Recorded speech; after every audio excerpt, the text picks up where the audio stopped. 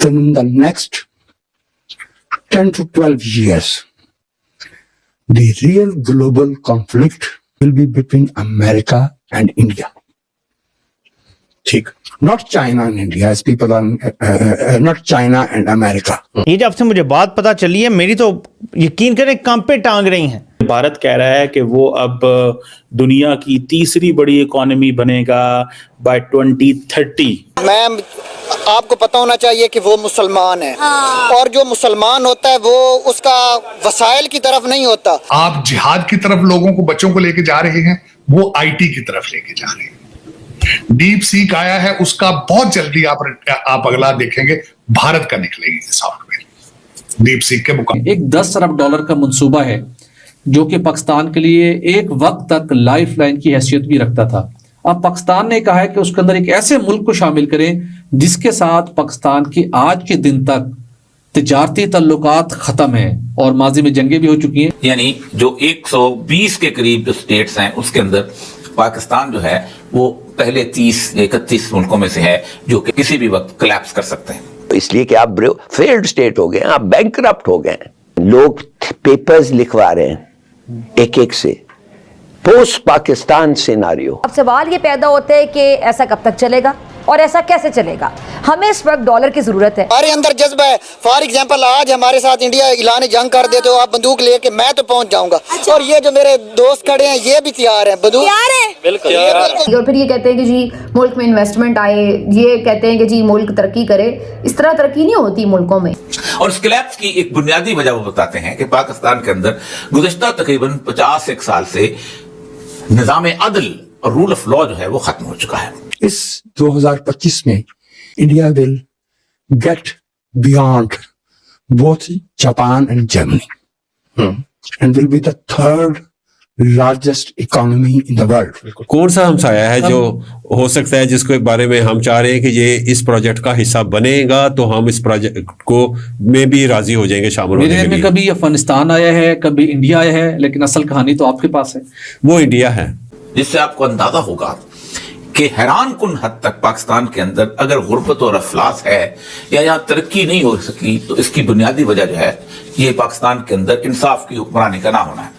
सो इन 16 सालों के अंदर ये जो ट्रांसफॉर्मेशन है, और वो नरेंद्र मोदी कहते हैं कि ये मैंने किया है, मैं तुम्हें 10 नंबर से 3 नंबर पे लेके जा रहा हूँ, और आपके उसके बाद फिर चाइना रह जाता और अमेरिका रह जाता। मगर क्या वजह क्या है, वो आपका रिलेशनशिप क्यों इतना कमजोर हो गया चीन के साथ? एक तरफ 29 खरब की इकोनॉमी है, एक तरफ 4 की है। बिल्कुल, लेकिन इसको बदलने में 10 वर्ष लगते हैं। 568 टेक्सटाइल फैक्ट्रीज में से ऑलरेडी 187 फैक्ट्रीज पिछले 2-3 सालों में बंद हो चुकी हैं। हमारा मुल्क तबाह बर्बाद होता जा रहा है, तो मुझे पाकिस्तान का वजूद बहुत ज्यादा खतरे में महसूस हो रहा है। Being a very humble student of history, I have arrived at a conclusion that in the next 10 to 12 years, the real global conflict, economic of course, not military, will be between America and India. Not China and India, as people are, not China and America. People are envisaging a conflict between China and America. China will remain there, of course, with its foreign. आप और मैं जब पैदा हुए थे, बल्कि जब मैं पैदा हुआ था या उसके थोड़े से बाद, आपको याद है एक इकोनॉमिक पावर होती थी जिसे जापान कहते थे जी। नंबर 2 थी, नेक्स्ट ओनली टू अमेरिकन। अब मेरे ख्याल में 7वें या 8वें नंबर पे जी ऐसी है। ठीक है। और ये जो 2025 शुरू हुआ है, जिसके आज हम जनवरी के तीसरे हफ्ते में बात कर रहे हैं बैठ के, इस 2025 में to the best of my calculation, India will get beyond both Japan and Germany and will be the third largest economy in the world. 6.5 to 6.5 उनका ग्रोथ रेट जी बिल्कुल इंडियंस का है, स्टेबल है, मेंटेन कर रहे हैं मुसलसल।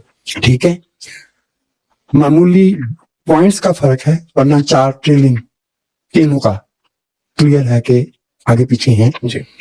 और उनका उनमें से एक का जो ग्रोथ रेट है वो 0.9 है और एक का 1 है जी। ऐसे ही है। 6.5 के साथ मुकाबला नहीं कर सकते. 1 year is enough. We will get across. और इंडिया का सही मानों में इक्तिसादी जो मुकाबला है वो अभी तो फासला बहुत है ना. एक तरफ 29 खरब की इकोनॉमी है, एक तरफ 4 की है. बिल्कुल बिल्कुल. लेकिन इसको बदलने में 10 वर्ष लगते हैं. चाइना को भी इतनी लगे. जी बिल्कुल ऐसे ही है. लेकिन चाइना में अनप्रेडिक्टेबिलिटी की जो सिचुएशन पाई जाती है वो इंडिया में नहीं है.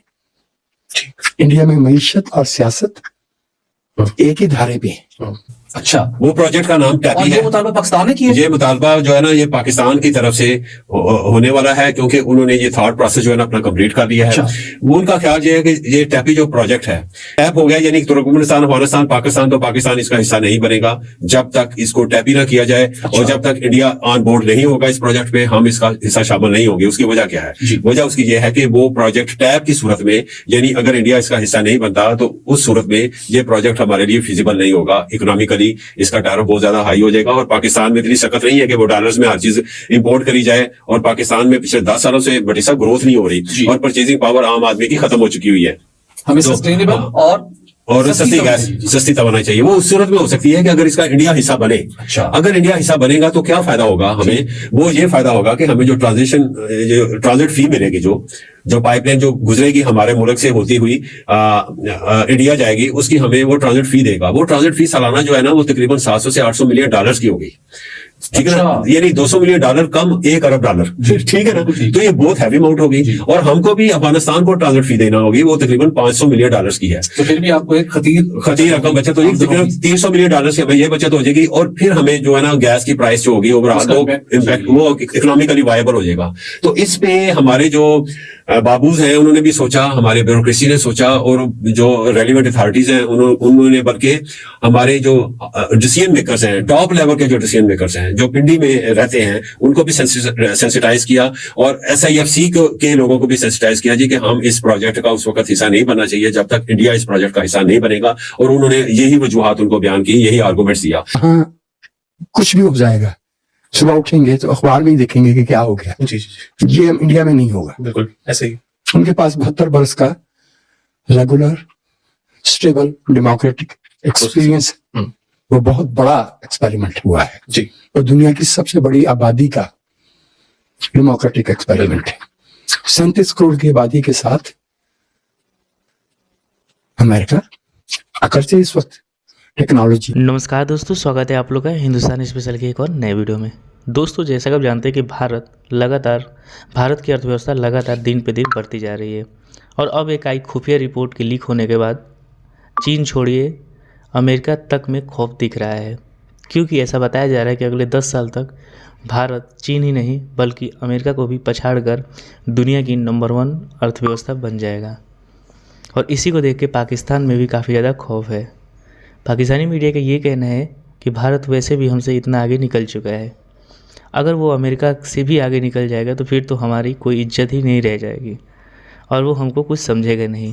और इसको लेके चीन में भी काफ़ी ज़्यादा जो है वो प्रॉब्लम्स खड़े हो गए हैं, क्योंकि वहाँ की जितनी भी कंपनियाँ वो धीरे धीरे वहाँ से निकल कर इंडिया में आने की कोशिश कर रही है. और इंडियन गवर्नमेंट ने लगातार उनके लिए हर चीज़ को बनाया है. और इसीलिए पाकिस्तानी मीडिया से लेकर चीनी मीडिया दोनों बहुत ज़्यादा जो है वो इस पे बात कर रहे हैं कि भारत जिस तरीके से इकनॉमी में अपनी जो इकनॉमी है उसको अच्छा कर रहा है, इसको लेकर पूरी दुनिया को चिंता का विषय है. हालांकि भारत की अगर ग्रोथ रेट की बात करें तो IMF ने भी कहा है कि 2025 भारत के लिए अर्थव्यवस्था के लिए बहुत ज़्यादा अच्छा होगा.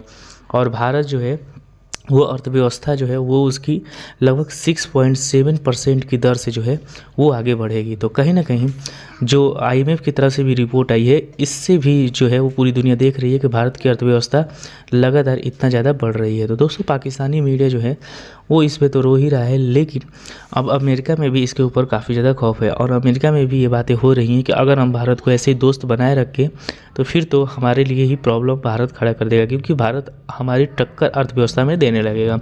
और अगर भारत की अर्थव्यवस्था सही हुई तो फिर जो आर्मी नंबर 3 पे है वो भी नंबर 1 पे आ जाएगी और अमेरिका को भी पछाड़ देगी. और अमेरिका कभी भी नहीं चाहेगा कि भारत जो है वो उससे ज़्यादा उसकी इकनॉमी जो है वो बने। तो दोस्तों कहीं ना कहीं बस आज की वीडियो में इतना ही। वीडियो अच्छी तो वीडियो को लाइक और चैनल हिंदुस्तानी स्पेशल को सब्सक्राइब कर लें, क्योंकि हम आपके लिए इंटरेस्टिंग वीडियो लाते रहते हैं।